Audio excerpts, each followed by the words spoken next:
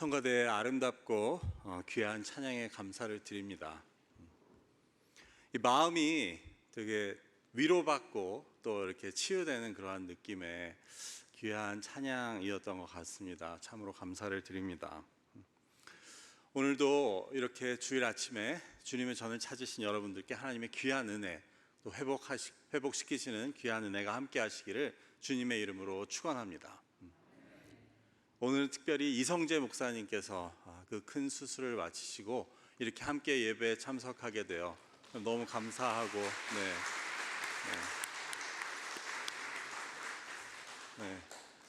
우리 좋으신 하나님을 찬양하고 영광을 돌리며 또 기도해 주신 모든 교우 여러분들께 진심으로 감사의 말씀을 드립니다.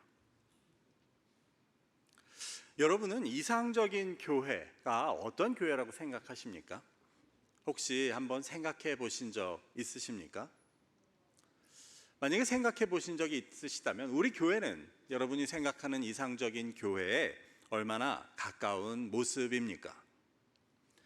그런데 사실 여기 계신 모든 분들이 생각하는 그 이상적인 교회가 아마 서로 다 다를 것입니다. 모두 우리의 신앙의 색깔이 다르듯이 이상적인 교회에 대한 생각도 다른 것이 어쩌면 당연하다고 할 수 있습니다. 하지만 그럼에도 우리는 함께 그 이상적인 교회를 만들어갈 책임이 우리에게 있습니다. 함께 고민하고 함께 노력하며 그 이상적인 교회를 만들어가는 것입니다.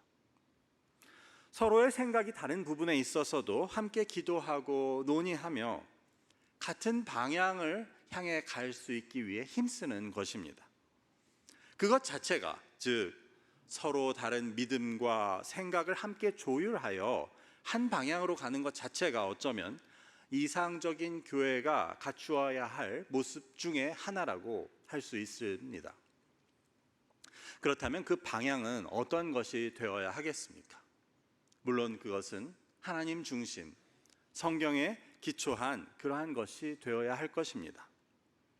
그래서 우리는 하나님께서 주신 말씀을 통해 우리가 함께 추구해야 할 교회의 모습을 찾는 것이 중요합니다.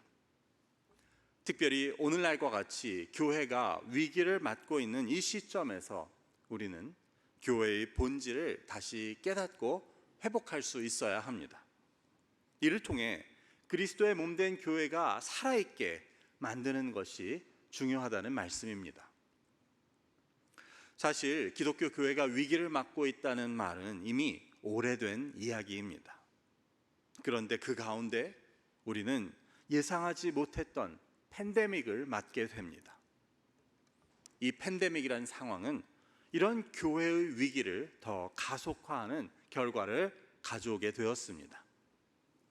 즉 많은 교회들은 팬데믹으로 인한 심한 어려움을 겪었습니다.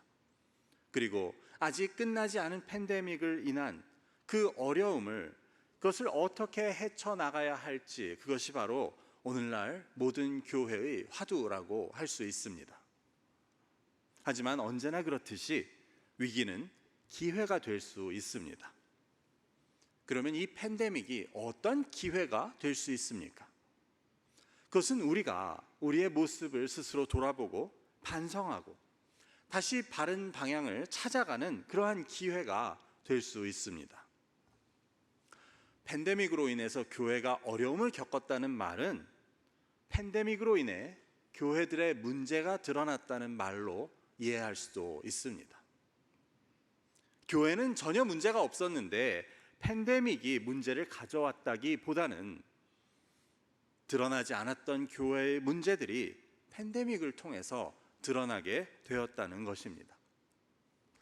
예수님께서는 반석 위에 지은 집과 모래 위에 지은 집을 비교하십니다. 그 집들은 평소에는 모두가 문제가 없습니다. 하지만 홍수가 나고 바람이 불어 바람이 심히 부딪히면 그 결과는 다르다는 것입니다. 반석 위에 지은 집은 무너지지 아니하되 모래 위에 지은 집은 무너짐이 심하다고 말씀하십니다. 즉 다른 모든 시험들과 마찬가지로 이 팬데믹 역시 우리의 문제를 드러내주는 역할을 하게 됩니다. 물론 팬데믹으로 인한 그러한 피해가 꼭 교회 자체의 문제 때문이라고만은 할 수 없을 것입니다. 예를 들어 큰 교회들보다는 작은 교회들의 피해가 더 심했다는 것은 우리는 부인할 수 없습니다. 하지만 이런저런 이유를 찾아 핑계를 대는 것보다는 이 위기를 통해 우리 스스로의 모습을 돌아보고 점검할 수 있는 그런 자들이 바로 지혜로운 자들이라고 할 수 있습니다. 그래서 오늘 우리는 하나님께서 우리에게 주시는 말씀을 통해 우리 교회의 모습을 돌아보고자 합니다. 하나님의 교회는 어떠한 교회가 되어야 하는지 오늘 사도행전 2장의 말씀을 통해 함께 나누고자 합니다. 이를 통해 우리 교회가 성경이 보여주는 바른 교회의 모습을 찾아갈 수 있기를 바랍니다. 또한 살아 역사하는 그리스도의 몸으로서 이 마지막 때 하나님께서 맡기신 사명을 잘 감당하는 우리 교회가 되기를 소망합니다. 오늘 우리가 함께 읽은 본문은 오순절 성령의 역사 이후에 처음으로 교회가 시작되고 세워지는 모습을 보여줍니다. 오늘 말씀의 바로 앞에서는 성령 충만한 베드로가 사람들 앞에서 말씀을 전하는 장면이 나옵니다. 성령 충만하여 담대히 복음을 전하는 베드로의 설교를 듣고 3,000명의 사람들이 마음에 찔려 회개하고 세례를 받습니다. 이런 자들이 모여서 처음 이룬 이 예루살렘 초대 교회 공동체의 모습은 이어지는 본문에서 기록되고 있습니다. 그래서 오늘 본문의 첫 구절인 42절의 말씀을 제가 다시 읽어보면 이렇습니다. 그들이 사도의 가르침을 받아 서로 교제하고 떡을 떼며 오로지 기도하기를 힘쓰니라. 우리말에서는 힘쓴다고 하는 것이 제일 끝에 나와서 기도하기만 힘쓴 것 같이 보일 수 있지만 원래 의미는 여기 나오는 하나하나를 모두 힘썼다는 그러한 의미였습니다. 즉 세례를 받은 자들은 이러이러한 일들을 힘썼는데 그들이 전념하고 힘쓴 일들은 첫 번째로 사도의 가르침을 받는 것과 두 번째로 서로 교제하는 일, 세 번째로 떡을 떼는 것, 네 번째로 기도하는 일이었습니다. 이것이 바로 신약 성경이 보여주는 최초의 교회 공동체의 모습입니다. 예루살렘에서 시작된 교회 공동체는 세례를 받은 자들이 모여서 사도의 가르침을 받고 서로 교제하며 떡을 떼며 함께 기도하는 모습의 공동체였습니다. 여기서 우리가 알게 되는 것은 말씀을 나누고 기도하는 것만큼 음식을 나누고 교제하는 것이 공동체의 중요한 요소였다는 사실입니다. 앞으로 이어지는 내용을 통해서도 이는 확인되게 됩니다. 이어지는 말씀은 이제 이 말씀드린 네 가지 요소에 대한 구체적인 설명인데 그 앞서 성경은 먼저 사람들이 이들을 두려워하였다는 말을 합니다. 여기서의 사람들은 교회 밖의 사람들을 말하는데 왜 믿지 않는 교회 밖의 사람들이 교회를 두려워합니까? 이것은 교회를 무서워했다는 말이 아닙니다. 대신 지금까지 보지 못했던 일들을 보게 되어 놀라는 것을 말합니다. 일상적이지 않은 일들을, 그들은 난생 처음 보는 일들을 이 최초의 교회를 통해 목격하게 된 두려움을 말하고 있었습니다.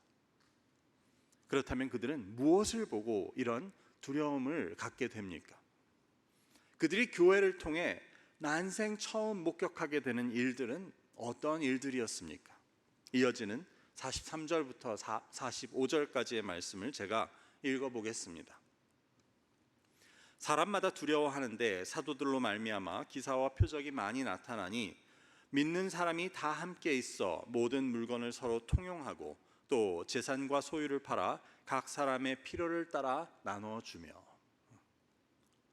이와 같이 우선은 사도들을 통해 기사와 표적이 많이 나타납니다. 이것들은 물론 놀라운 일이었습니다. 그래서 사람들이 어쩌면 이것 때문에 두려움을 갖게 될 수도 있었습니다. 하지만 이것은 사실 이 교회 공동체에서만 볼 수 있는 일이라고 할 수는 없었습니다. 이를테면 같은 사도행전에 나오는 마술사 시몬 같은 예를 들 수 있습니다. 사도행전 8장 9절부터 11절까지의 말씀입니다.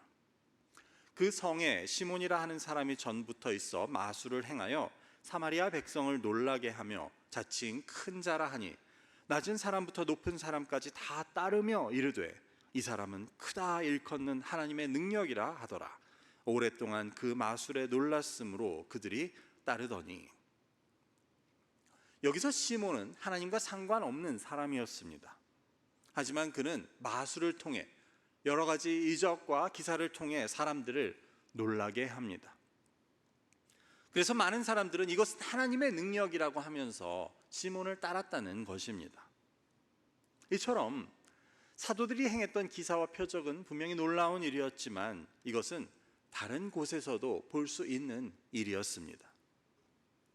반면에 그 뒤에 나오는 일들, 그것들이 바로 이 세상 사람들이 교회 공동체가 아니고는 다른 곳에서는 결코 찾아볼 수 없는, 본 적이 없는 일들이었습니다. 즉 43절의 말씀을 다시 보면 믿는 사람들이 모두 함께 지내며 모든 물건을 서로 통용하기 시작한 것입니다. 다시 말하면 모든 것을 공동으로 소유합니다. 지금 우리가 생각하기에도 이것이 가능할 것 같습니까? 우리는 이렇게 할 수 있습니까? 특별히 당시에 세례를 받고 이 교회에 모였다고 하는 그러한 자들 중에는 온갖 종류의 사람들이 다 모여 있었습니다. 정말 부자도 있었고 정말 가난한 사람도 있었고 종들도 있었고 그 종들의 주인도 같이 있었습니다. 유대인도 있고 이방인도 있었습니다. 그런데 그들 모두가 함께 모여 지내며 서로의 물건을 공동으로 소유하였다고 하는 것은 그 어디서도 찾아보지 못한 일이었습니다. 그런데 이어지는 말씀은 더합니다. 즉 재산과 소유를 팔아 다른 사람들의 필요를 따라 나누어 주었다는 것입니다. 이것은 또 얼마나 놀라운 일입니까? 뒤에 사도행전 4장에 가면 여기에 대한 더 구체적인 설명을 보게 됩니다. 사도행전 4장 32절과 34, 35절을 제가 읽어보겠습니다. 믿는 무리가 한 마음과 한 뜻이 되어 모든 물건을 서로 통용하고 자기 재물을 조금이라도 자기 것이라 하는 이가 하나도 없더라. 그 중에 가난한 사람이 없으니 이는 밭과 집 있는 자는 팔아 그 판 것의 값을 가져다가 사도들의 발 앞에 두매 그들이 각 사람의 필요를 따라 나누어 줌이라. 이어서 36절과 37절도 제가 읽어보겠습니다. 구브로에서 난 레위족 사람이 있으니 이름은 요셉이라. 사도들이 일컬어 바나바라 번역하면 위로의 아들이라 하니 그가 밭이 있음에 팔아 그 값을 가지고 사도들의 발 앞에 두니라. 즉 그들은 실제로 자기의 소유를 팔아 나누어 주었고 이를 통해 가난한 자가 없었다고 하는 기록을 보게 됩니다. 뿐만 아니라 우리가 잘 아는 바나바도 그중 한 명이었습니다. 자기 밭을 팔아서 그 값을 사도들에게 주어 가난한 자들과 교회를 위해 쓰도록 합니다. 이런 일들이 바로 교회 밖에 있는 사람들을 두렵게 만드는 일이었습니다. 왜냐하면 도저히 이해가 안 되기 때문입니다. 저 사람들은 어떻게 저럴 수가 있지? 무엇이 저들을 저렇게 만들었을까? 교회 밖의 사람들은 의아함과 두려움뿐만 아니라 관심을 갖게 됩니다. 세상에서는 찾아볼 수 없는, 지금까지는 본 적이 없는 이런 교회의 모습은 교회 밖의 사람들에게, 하나님을 모르는 사람들에게 놀라움과 함께 의아함, 호기심을 불러일으키게 됩니다. 이어지는 말씀에서 그들은 날마다 마음을 같이하여 성전에 모이기를 힘썼습니다. 그리고 각자의 집을 돌아가며 함께 떡을 떼었고 기쁘고 순전한 마음으로 음식을 먹었다고 하는 것입니다. 지금까지 우리가 살펴본 이러한 초대 교회 공동체의 모습, 거기에 대한 설명들은 크게 두 가지로 나누어 볼 수 있을 것 같습니다. 그 첫 번째에 속하는 것들은 사도의 가르침을 받고 또 기도하고 또 하나님을 찬미하였다는 것입니다. 이것은 오늘날로 치면 예배와 기도와 찬양이라고 할 수 있습니다. 그러면 두 번째 일들은 어떤 것들입니까?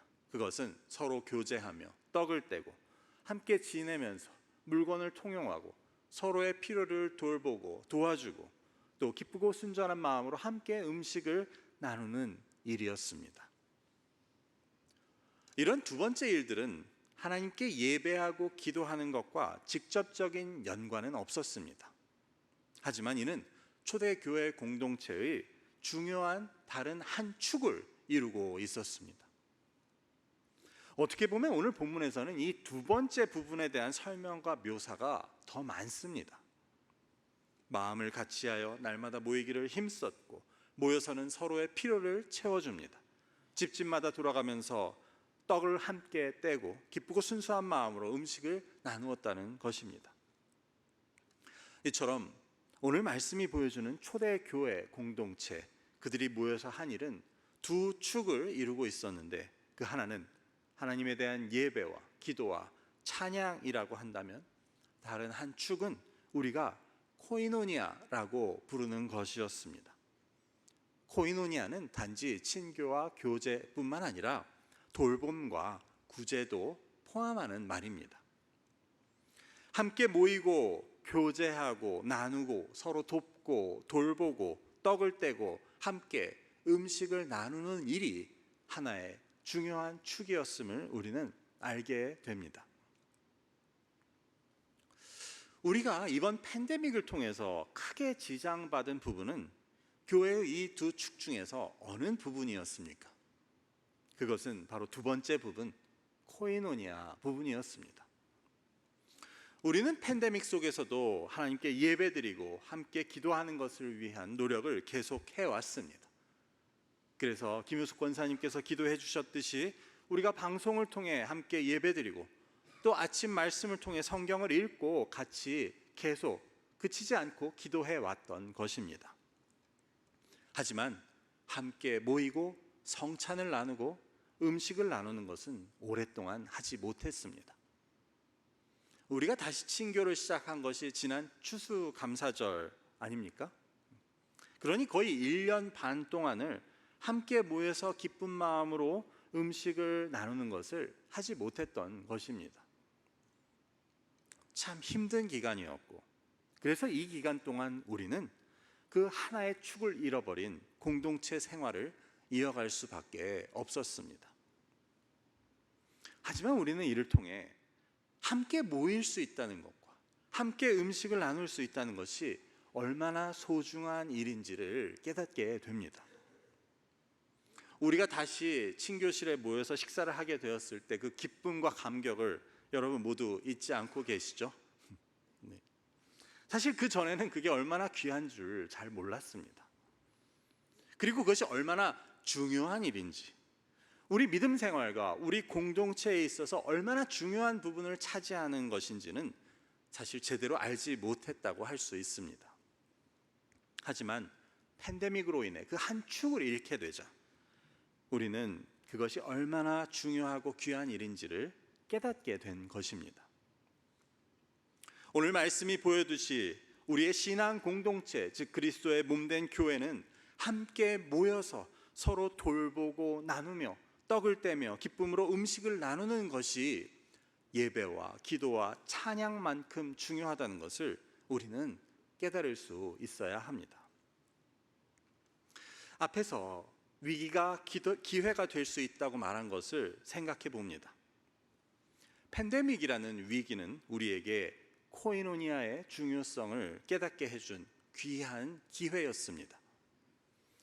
우리가 그전에는 누리고 있으면서도 그 중요성과 의미를 깨닫지 못하던 것을 이 위기를 통해 알게 된 것입니다.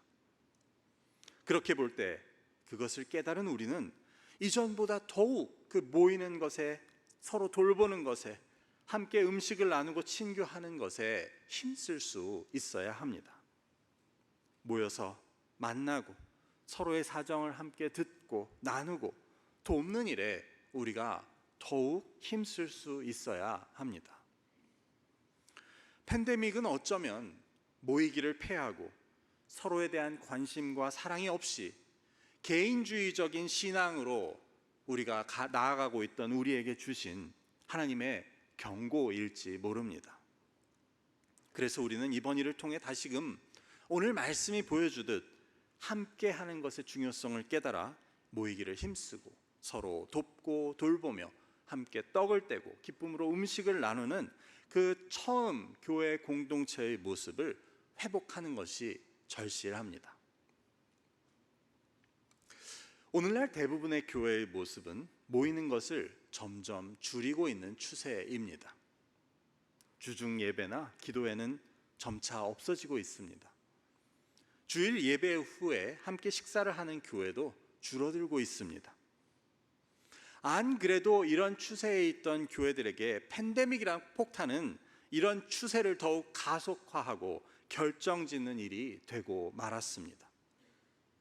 그래서 이번 기회에 아예 모임도 줄이고 식사도 없애는 것입니다.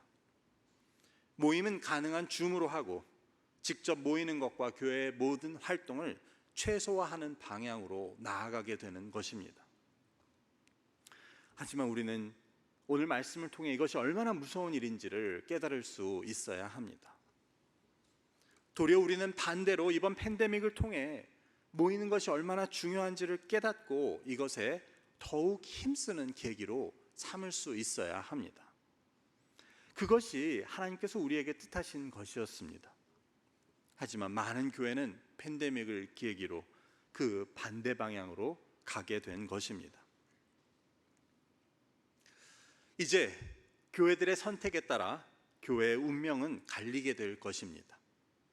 팬데믹을 계기로 모임을 줄이고 만남을 최소화하고 음식과 친교도 생략하는 방향으로 가게 되는 교회들은 계속해서 이 처음 교회 공동체가 보여주는 모습과는 정반대의 방향으로 가게 될 것입니다.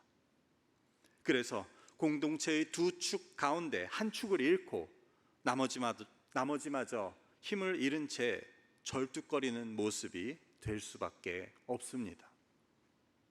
반면에 팬데믹을 계기로 다시 모이는 것에 힘쓰고 서로 만나고 나누고 돕고 돌보고 함께 음식을 나누는 것의 중요성을 깨달아 힘쓰는 교회들은 오늘 본문에 나온 이 처음 교회 공동체의 모습을 회복하는 방향으로 가게 될 것입니다. 이와 관련하여 히브리서 10장 24절과 25절의 말씀은 우리에게 이렇게 권면합니다. 서로 돌아보아 사랑과 선행을 격려하며 모이기를 피하는 어떤 사람들의 습관과 같이 하지 말고 오직 권하여 그날이 가까움을 볼수록 더욱 그리하자. 히브리서 기자도 분명히 마지막 때에는 모이기를 피하는 것이 사람들의 습성이 될 것이라고 말합니다. 하지만 너희는 그렇게 하지 말라고 말합니다. 도리어 그럴수록 권하여 서로 모이고 이를 통해 서로 돌아보아 사랑과 선행을 힘쓰라고 말합니다.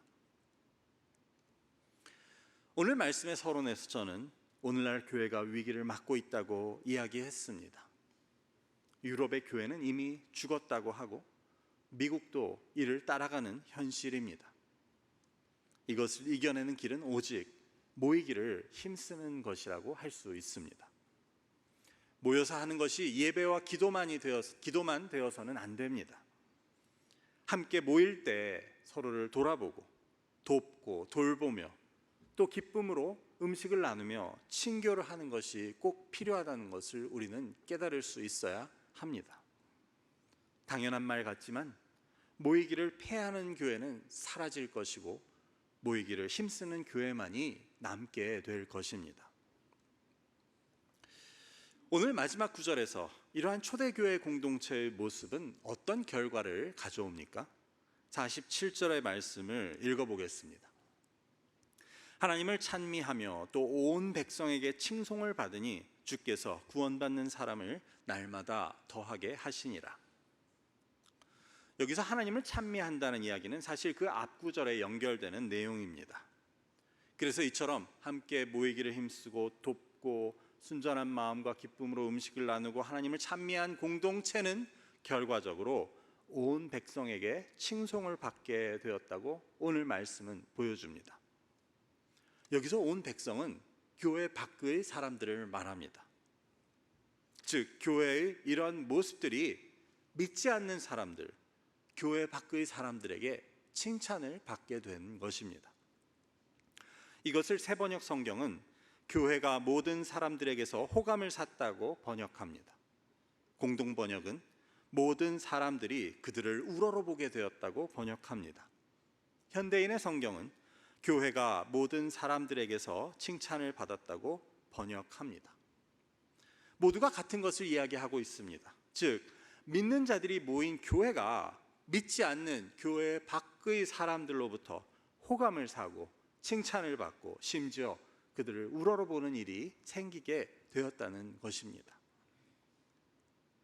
이런 칭찬은 교회가 모여서 사도의 가르침을 받고 기도하고 하나님을 찬미하는 일과는 상관이 없었습니다.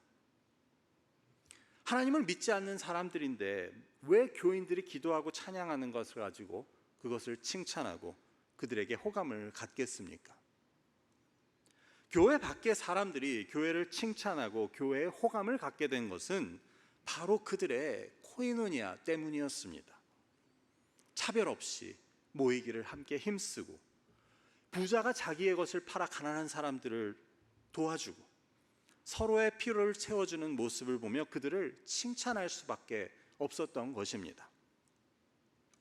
종이나 자유인이나 부자나 가난한 자가 모두 함께 모여서 기쁨으로 음식을 나누는 것을 보고 그들에게 호감을 갖게 된 것입니다. 그 결과 주께서는 구원받는 사람을 그러한 교회의 모습을 통해 날마다 더하게 하셨다는 것이 오늘 말씀의 결론입니다. 사실 오늘 우리가 나눈 말씀은 우리가 어떻게 이 교회의 위기를 극복하느냐에 대한 이야기가 아닙니다. 대신 우리 교회가 하나님께서 뜻하신 교회, 성경이 보여주는 참된 교회의 모습을 회복하기 위한 말씀입니다. 우리가 이런 교회의 모습을 회복하게 되면 교회의 미래는 걱정할 필요가 없습니다. 주께서 이런 교회를 통해 구원받는 자를 날마다 더하게 하실 뿐만 아니라 우리 교회를 이 마지막 때 하나님의 도구로 사용하시게 될 것이기 때문입니다.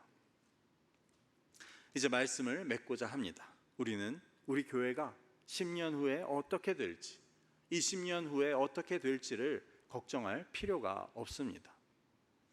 대신 우리가 걱정해야 할 것은 우리가 과연 하나님이 뜻하신 교회, 성경이 보여주는 이 참된 교회의 모습을 따르고 있는지를 걱정해야 합니다.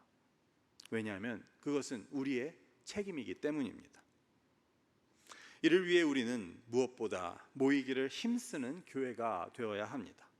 날마다 기회를 타서 모이기를 힘쓰고 모였을 때는 예배와 기도뿐만 아니라 서로에 대한 관심을 갖고 사랑을 나눌 수 있어야 합니다. 내 옆에 있는 사람이 무엇이 필요하고 내가 어떻게 도울 수 있는지 알고 싶어 하고 내 것을 내어주며 또 손을 잡고 기도해 줄 수 있어야 합니다. 함께 떡을 떼며 기쁘고 순수한 마음으로 음식을 나눌 수 있어야 합니다. 그 가운데 함께 모이지 못하는 자들을 위해서는 직접 찾아가고 그들과도 사랑과 음식을 나눌 수 있어야 합니다. 이를 통해 마음을 같이 하고 서로가 그리스도 안에서 한 몸이라는 것을 실감할 수 있어야 합니다. 이럴 때 우리 교회는 생존이 문제가 아니고 세상 사람들에게서 칭찬을 받는, 호감을 받는 교회가 될 수 있습니다. 그렇게 되면 주께서 우리 교회를 통해 구원받는 사람을 날마다 더하게 하실 것입니다. 오늘 말씀을 통해 하나님께서 우리 교회에 명하신 것들을 더욱 힘쓸 수 있는 우리 라이프 크릭 교회가 될 수 있기를 주님의 이름으로 축원합니다. 기도하겠습니다. 아버지, 오늘 말씀을 통해 참 교회 공동체의 본 모습을 깨닫게 하시니 감사합니다. 우리 교회의 모습을 돌아보고 우리가 나아갈 바를 알게 하시니 감사합니다. 오직 모이기를 힘쓰고 함께 기쁨과 순전한 마음으로 음식을 나누고 하나님을 찬미하는 가운데 온 백성에게서 칭찬을 받고 구원받는 자가 날마다 더하는 저희 교회가 되게 하옵소서. 예수 그리스도의 이름으로 기도드립니다. 아멘.